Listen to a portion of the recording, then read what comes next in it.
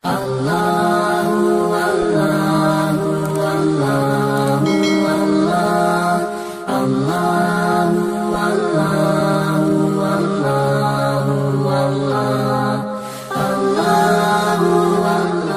का उसूल ज़ाब्ता है, अल्लाह ताला आजमाइशों से हमें गुजारेंगे। आजमाइशें कई तरह की आएंगी, इंसान को ज़रा झंझोड़ने के लिए, इंसान को हिलाने के लिए। और ये आजमाइशें आती हैं क्यों? कि इंसान क्या करता है। याद रखें, जब आजमाइशें इंसानों पर आती हैं तो आम तौर पर इंसान 3 तबकों में तकसीम हो जाते हैं।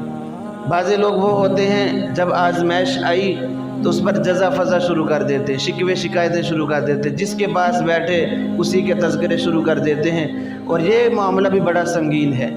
बल्कि अल्लाह की तरफ से आजमाइश अगर आ गई है तो उस पर सब्र कर लें। सब्र कहते किसे हैं कि अगर अल्लाह की तरफ से कोई आजमाइश आई है तो कोई शिकवे शिकायतें ज़ुबान पर ना आए, कोई जज़ा फ़ज़ा ज़ुबान पर ना हो, बस पी जाना, सह जाना, बर्दाश्त कर जाना, इसी का नाम सब्र है। अब अल्लाह की तरफ से अगर जब आजमाइशें आती हैं तो कुछ लोग ऐसे होते हैं वो जज़ा फ़ज़ा करते हैं, शिकवे शिकायतें और नाउज़ुबिल्लाह ऐसे ऐसे कलिमात ज़ुबान से निकालते हैं कि जो बंदे को दायरा इस्लाम से खारिज कर देते हैं। और ये बहुत बड़ी महरूमी है। हालांकि जिस मालिक ने आजमाइश भेजी है हमें सोचना चाहिए कि अल्लाह की तरफ से है और अल्लाह ताला ही इसको दूर करने वाले हैं। ये मेरा एक इम्तिहान है, मुझे चाहिए कि मैं अल्लाह की तरफ रुजू करूँ, नहीं बल्कि शिकवे शिकायतें। हत्ता कि ऐसे ऐसे कुफ्रिया कलिमात सुनने में आते हैं।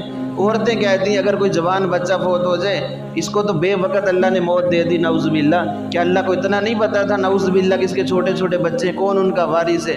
इस किस्म की बातें सुनने में हमें मुआशरे में मिलती हैं। ये जज़ा फ़ज़ा, ये जो तरीक़ा है मुसलमानों का तरीक़ा नहीं है। इस तरीक़े से हमें बाज आना चाहिए। तो किसी किस्म की जज़ा फ़ज़ा शिकवे शिकायतें फिर ना हों, ये तरीका है। बाज़े लोग जब चले जाते शिकवे शिकायतों की तरफ, फिर वो नहीं सोचते, जो ज़ुबान पर आ रहा है वही बक दिया, और ऐसे ऐसे लफ्ज़ कि बंदा दायरे इस्लाम से खारिज हो जाता है। इसलिए दूसरा तबका क्या है, जिस पर आजमाइशें आती हैं वो नाउम्मीद हो जाता है, मायूस हो जाता है, अल्लाह की रहमत से मायूस हो जाता है। कितने लोग हैं तंग आकर ख़ुदकुशी कर जाते हैं, कितने लोग हैं और ये भूख प्यास इन आजमाइशों से जब गुज़रते हैं, अल्लाह रब्बुल इज़्ज़त सबको महफूज फरमाए इन आजमाइशों से। यही दुआ करनी चाहिए। जब खौफ मुसल्लत हो, कोई भी आजमाइश हो, अल्लाह की तरफ रुजू करना चाहिए। अब वो बेचारे बेबस लाचार मायूस हो जाते हैं अल्लाह की रहमत से, फिर अपनी औलाद को कत्ल कर दिया, किसी ने अपनी बेटियों को कत्ल कर दिया, किसी ने ख़ुदकुशी कर ली, किसी ने कुछ कर लिया, किसी ने कुछ कर लिया, और डिप्रेशन का शिकार और पता नहीं क्या क्या, बिल्कुल सैड पे हो जाते हैं, कता तल्लकी हो जाती है लोगों के साथ, और ऐसे जैसे बस जिंदा लाश चलती फिरती, इस तरह हो जाते हैं। इतना मायूस हो जाते हैं अल्लाह की रहमत से। याद रखें, मायूसी ये भी कुफर है। अल्लाह ताला तो फरमाते ला तक़नतू मिन रहमतिल्लाह, लोगों मेरी रहमत से कभी भी मायूस मत होना। तो बाज़े लोग शिकवे शिकायतें शुरू कर देते हैं और बाज़े लोग मायूसी में चले जाते हैं। और तीसरा तबका वो है जब उस पर आजमाइशें आती हैं वो अल्लाह की तरफ मुतवज्जे हो जाता है, मज़ीद अल्लाह के याद में मशगूल हो जाता है, कसरत से इबादत करता है, कसरत से नवाफिल पढ़ता है, कसरत से लंबी लंबी अल्लाह से दुआएं मांगता है। अब ये जो आदमी है ये असल में सब्र करने वाला है। यानी अल्लाह की तरफ से आजमाइश आई, कोई शिकवे शिकायतें नहीं, कोई गिले शिकवे नहीं, कोई मायूसी नहीं, बल्कि अल्लाह की तरफ मुतवज्जे हो गया कि या अल्लाह तू ही इस आजमाइश से मुझे निकालने वाला है। कहीं ऐसा ना हो कि मैं इस आजमाइश में अपने ईमान से हाथ धो बैठूं, ऐसा ना हो कि मैं ऐसे अल्फाज ज़ुबान से निकालूं जो तेरी शयान शान नहीं है। इसीलिए अल्लाह के महबूब पैगम्बर सल्लल्लाहु अलैहि वसल्लम बड़ी खूबसूरत दुआ हमें तलकीन फरमाई है, अल्लाहुम्मा इन्नी अस्अलुका रज़ा बादल क़ज़ा, ऐ अल्लाह मैं तेरे फ़ैसले पर रज़ामंदी का सवाल करता हूँ। जो बंदा शिकवे शिकायतें करता है इसका मतलब अल्लाह का फ़ैसला उसको मंजूर नहीं है, इसलिए शिकवे शिकायतें करता है। और जो बंदा मायूसी में चला जाता है उसने अल्लाह को पहचाना नहीं है, अल्लाह की कुदरत को पहचाना नहीं है, उसके रऊफ़ और रहीम होने को पहचाना नहीं है, उसके गफ़्फ़ार और होने को पहचाना नहीं उस आदमी ने, इसलिए वो मायूसी का शिकार हो गया कि अब मेरे सामने कोई रास्ता नहीं है।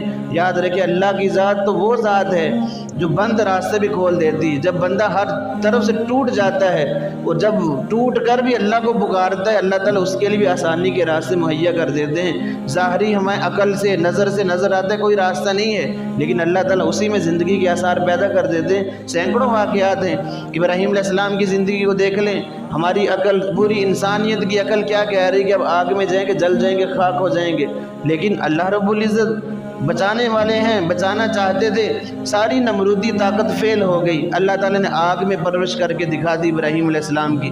मूसा अलैहिस्सलाम का वाक़या देख लें, پیچھے فرعون کا لشکر، آگے بحر کلزم سمندر آ گیا۔ اب یہ قوم والے لوگ کہنے لگے موسیٰ علیہ السلام سے مروا دیا ہمیں، تو نہ آگے جا سکتے نہ پیچھے جا سکتے، اور بڑا ظالم اور جابر بادشاہ پیچھے اس کی فوج ہے۔ تو موسیٰ علیہ السلام نے کیا کہا کہ میرا اللہ مجھے راستہ دے گا، اور اللہ تعالیٰ نے راستہ دے کر دکھا دیا کہ اسی سمندر سے راستے بن گئے۔ حضرت یوسف علیہ السلام پر آزمائش آئی، بند کمرے ہیں، تالے لگے ہوئے ہیں، اور ادھر گناہ کی دعوت مل رہی ہے، اور کیسا سازگار ماحول ہے۔ اس میں بھی اللہ کو جب یاد کیا تو اللہ رب العزت نے سارے بند دروازے کھول کر دکھا دی کہ میں اس طرح بچا سکتا ہوں۔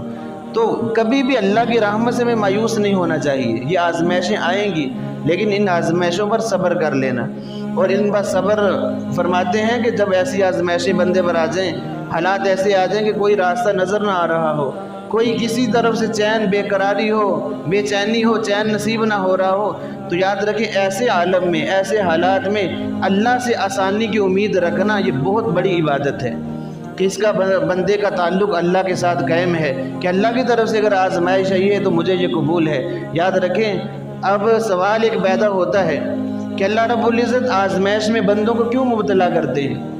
حالانکہ اللہ تعالیٰ خود قرآن میں فرماتے ہیں ان اللہ بالناس لرؤوف الرحیم، اللہ تعالیٰ بندوں پر بڑے ہی مہربان ہیں، رؤوف بھی ہیں، رحیم بھی ہیں، بڑے شفقت کرنے والے، مہربانی کرنے والے، اور ایسی ذات جو بندوں سے بڑھ کر، ماؤں سے بڑھ کر محبت کرنے والی ہے، رحیم ذات ہے، وہ کیوں بندوں کو مصیبت میں مبتلا کرتی ہے، کیوں آزمائشوں سے گزارتی ہے؟ تو یاد رکھیں یہ جو آزمائشیں آتی ہیں بندوں پر، یہ ایک امتحان ہوتا ہے، اور یہ جو آزمائشیں ہیں اس میں بھی اللہ کی رحمت چھپی ہوئی ہوتی ہے، بظاہر ہمیں نظر نہیں آتی۔ مثال کے طور پر چھوٹا سا بچہ ہے، وہ گندگی کے ساتھ لپٹا ہوا ہے، اور گندگی جسم پہ لگی ہوئی ہے۔ اب ماں نے جب دیکھا، ماں کتنی شفیق ہوتی ہے، کتنی مہربان ہوتی ہے اپنے بچوں پر، اب ماں نے دیکھا، ماں نے اس کو اٹھایا، اس کے کپڑے اتارے، اس کو نہلا رہی ہے۔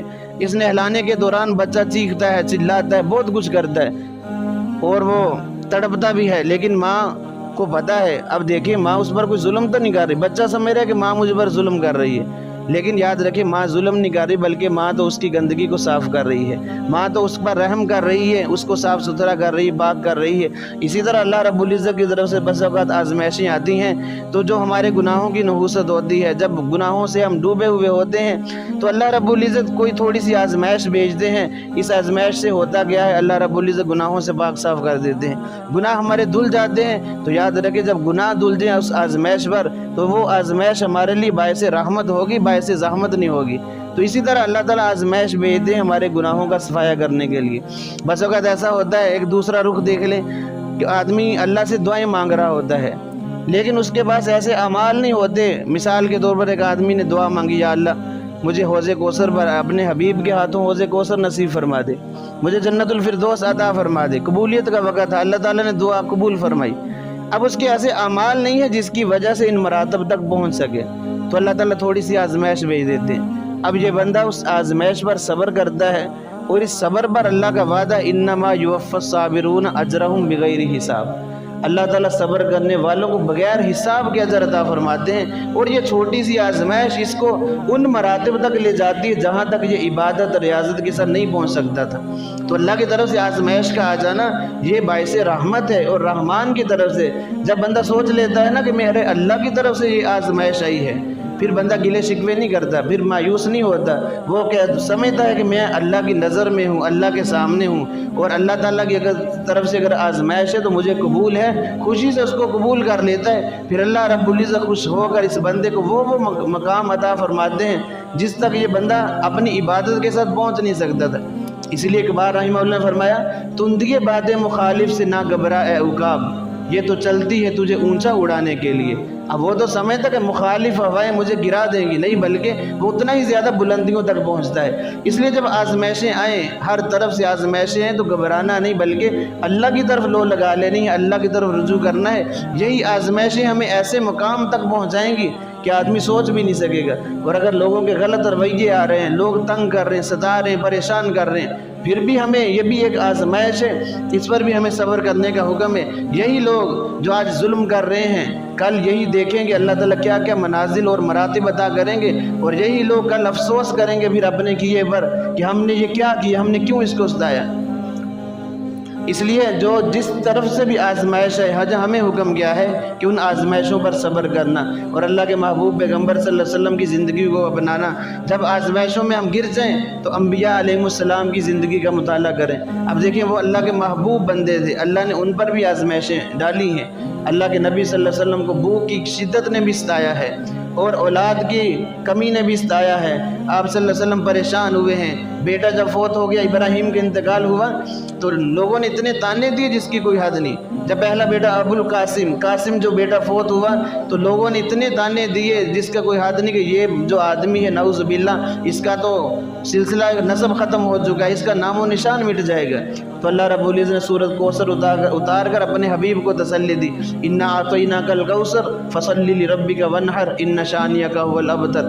اے میرے محبوب، یہ جو لوگ ہیں کہہ رہے نا تیرا سلسلہ نسب ختم ہو جائے گا، ہم تیرے نام کو زندہ کریں گے، ان کا نام دنیا کے نقشے سے مٹ جائے گا، اور ایسا اللہ رب العزت نے کر کے دکھایا۔ آپ صلی اللہ علیہ وسلم کی نرینہ اولاد نہیں تھی، جو بیٹے تھے وہ بچپن میں فوت ہو گئے، لیکن آج تک اللہ کے نبی کا نام زندہ و جاوید ہے، ہر بندہ محبت سے نام لیتا ہے اور قیامت تک رہے گا، یہ سلسلہ کوئی ختم نہیں کر سکتا۔ تو اللہ رب العزت نے فرما دیا میرے محبوب ہم نے آپ کو کوثر عطا کی، حوض کوثر کا مالک بنا دیا۔ یہ لوگ جو تانے دیتے ہیں کل یہی رسوا ہوں گے اور پریشان مجرم بن کر اللہ کی بارگاہ میں کھڑے ہوں گے۔ اس لیے جب ایسی آزمائشیں آئیں تو ان پر بھی صبر کریں گے تو انشاءاللہ صبر کی بدولت اللہ تعالیٰ ایسے ایسے مراتب عطا کریں گے کہ بندہ حیران ہو جائے گا، بندہ سمجھے گا پتہ نہیں کہاں سے یہ مدد آ رہی، بس یہ صبر کا نتیجہ ہوگا۔ انما یوفی الصابرون اجرہم بغیر حساب، بغیر حساب اللہ رب العزت نے ہر عمل کا اجر منتخب کیا ہے، نماز کا اجر فلاں، حج کا یہ ہے، روزے کا یہ ہے، لیکن صبر کا اجر یہ ایسی چیز ہے، ایسی تیز سواری ہے کہ جس کی کوئی ہر رفتار کی کوئی لمٹ نہیں ہے۔ جو بندہ بھی صبر کرتا بغیر حساب اللہ تعالیٰ اس کو نواز دے۔ اللہ رب العزت سے دعا ہے کہ اللہ تعالیٰ ہمیں دین کے مطابق زندگی گزارنے کی توفیق عطا